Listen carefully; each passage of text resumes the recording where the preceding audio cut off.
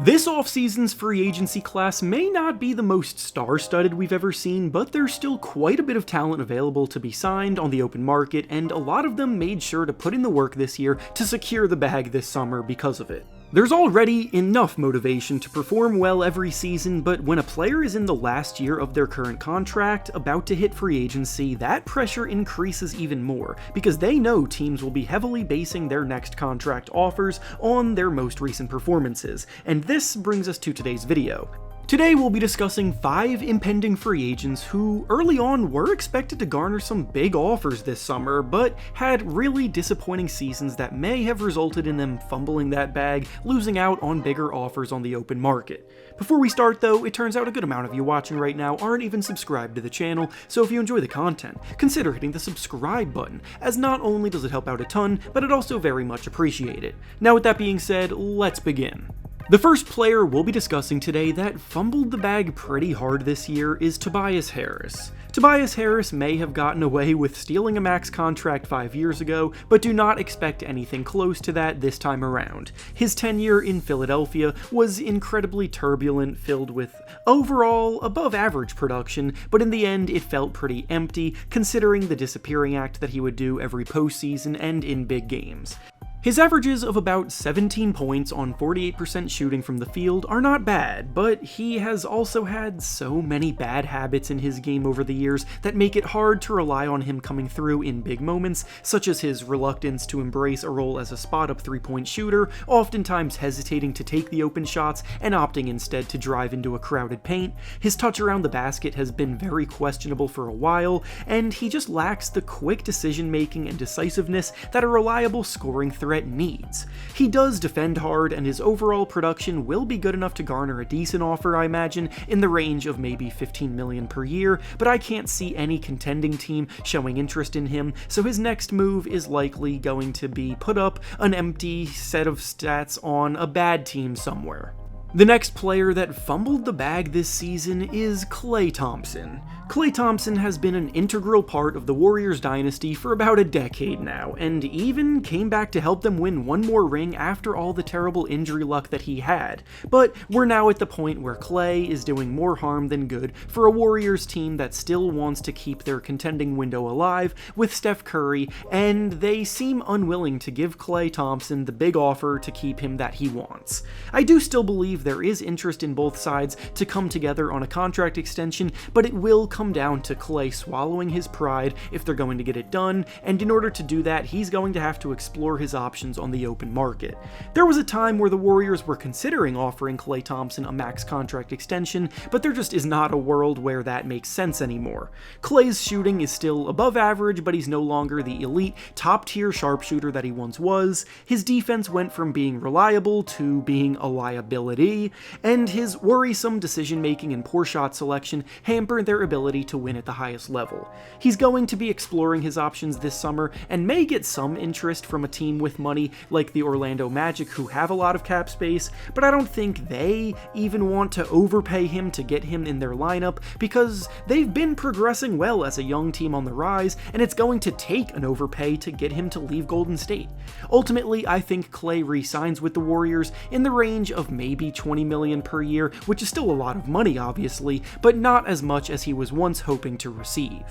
The next impending free agent that fumbled the bag a bit this season is Spencer Dinwiddie. Just one season ago, Spencer Dinwiddie was averaging about 17 points and 7 assists per game in his time on the Dallas Mavericks and Brooklyn Nets. Dinwiddie's never been an all-star caliber guy, but for many years, he's been someone who has done really well for teams as a secondary scoring option who could occasionally go off for a big night, and his efficiency has typically been average to above average compared to league-wide standards. This season though, he took a nosedive so hard that I would be shocked if he got any offers this summer for more than the vet minimum. Dinwiddie played half the year in Brooklyn this year, where he was one of the least efficient scorers in any starting lineup in the league. He was scoring 12 points, shooting a horrific 39% from the field and 32% from three, and the Nets ended up waiving him midway through. He then signed signed with the Lakers for the remainder of the season, where he took up a smaller role off the bench, but still could not get himself going, and in the playoffs, he scored 15 total points in 5 games against Denver, including 0 points in the first 2 games of the series.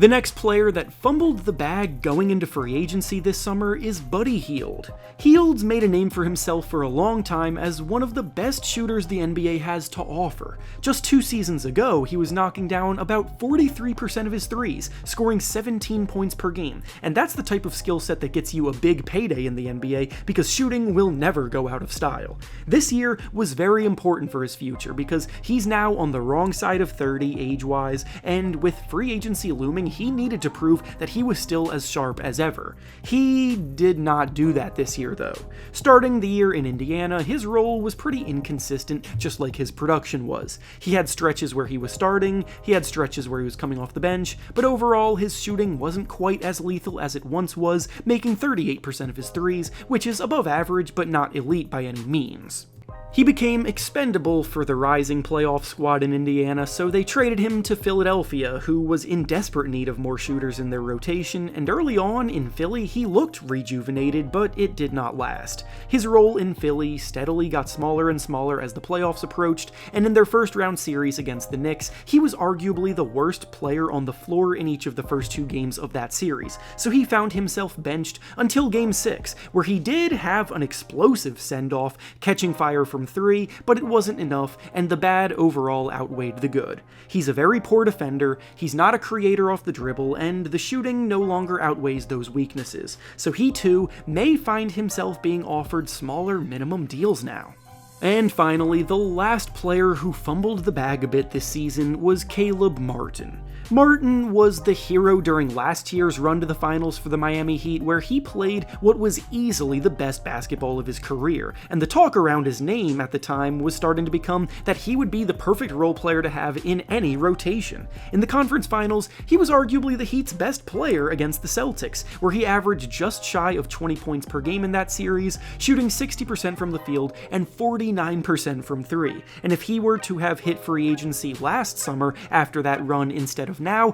I don't think it would have been crazy to see him get some $100 million offers thrown his way by teams, but instead, he came all the way back down to earth this year and reverted back to the player he has mostly always been. Caleb is still a solid role player that defends hard, cuts well off the ball, and can spot up from 3, but he's only ever been a 10-point scorer with mediocre at best shooting splits, knocking down threes inconsistently, and that's exactly what he was this year too. In the playoffs this season, Jimmy Butler was out injured, so they could have used more of his magic against the Celtics, but he didn't do anything outside of the norm en route to a gentleman's sweep, and now this summer, realistically, he'll be offered deals in the range of about $13 million according to reports, which is much more realistic, but it's not the crazy numbers he could have gotten last year. And with that being said, that's all I have for you today. Make sure to like the video, subscribe to the channel, and comment down below what kind of offers you think these players will get. Thanks for watching, and I'll see you all next time.